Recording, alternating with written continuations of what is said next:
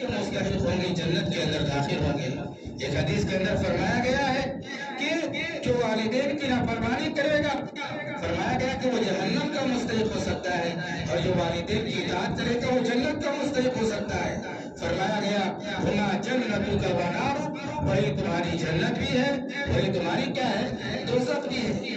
خدمت کریں گے، ان کی بات کو مانیں گے تو ہم جنت کے مستحق ہو جائیں گے، اگر والدین کی نافرمانی کریں گے تو جہنم کے مستحق ہو جائیں گے۔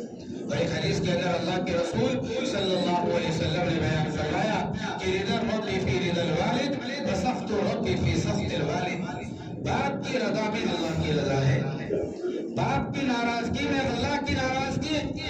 باپ اگر اولاد سے خوش ہے تو اللہ تعالیٰ بھی اس سے خوش ہے، اگر باپ ناراض ہے تو اللہ تعالیٰ بھی ناراض ہے۔